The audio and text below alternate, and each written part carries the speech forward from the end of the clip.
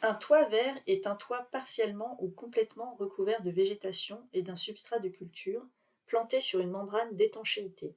Il peut également inclure des couches supplémentaires telles qu'une barrière racinaire, des systèmes de drainage et d'irrigation.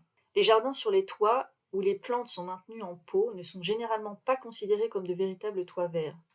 L'ensemble de la végétation, du sol, de la couche de drainage, de la barrière de toit et du système d'irrigation constitue le toit vert.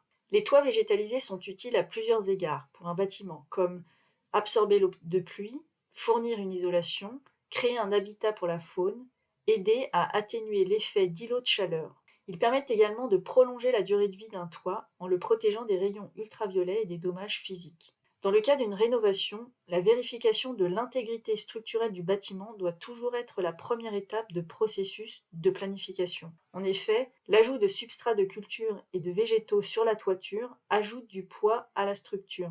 Il faut donc s'assurer que le toit peut supporter un poids supplémentaire.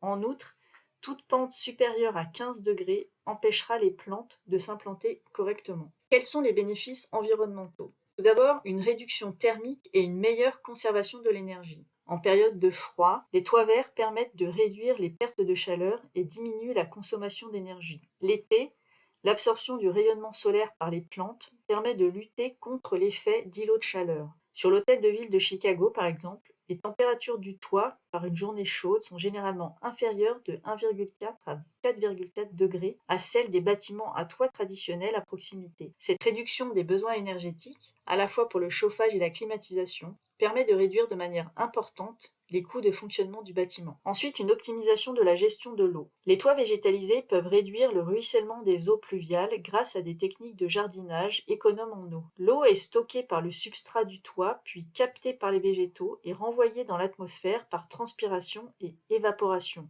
Des études montrent que ces toits peuvent retenir jusqu'à 75% de l'eau de pluie. Enfin, les bénéfices écologiques. Les toits verts créent un habitat naturel dans le cadre d'une nature sauvage urbaine. Même dans des environnements urbains de grande hauteur pouvant atteindre 19 étages, il a été constaté que la végétation sur les toits pouvait attirer des insectes, des oiseaux, des abeilles et des papillons.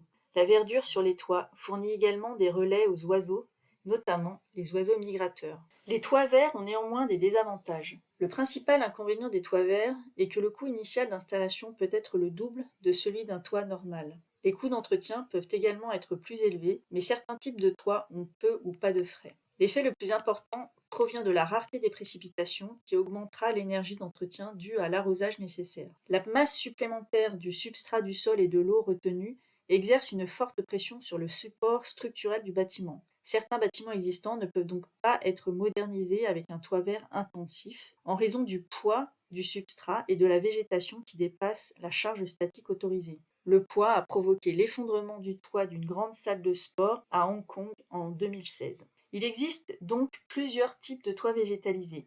Les toits verts peuvent être classés comme intensifs, semi-intensifs ou extensifs selon la profondeur du milieu de plantation et la quantité d'entretien dont ils ont besoin. Les toits verts extensifs supportent traditionnellement 50 à 120 kg par mètre carré de végétation, tandis que les toits intensifs supportent 390 à 730 kg par mètre carré de végétation. Les toits intensifs ressemblent davantage à des parcs avec un accès facile et peuvent inclure des arbustes et même de petits arbres. Les toits verts extensifs, en revanche, sont conçus pour être pratiquement autonomes et ne devraient nécessiter qu'un minimum d'entretien, comme un désherbage annuel ou une application d'engrais pour stimuler la croissance. Ces toits ne sont généralement accessibles que pour l'entretien. Ils peuvent être établis sur une très fine couche de sol.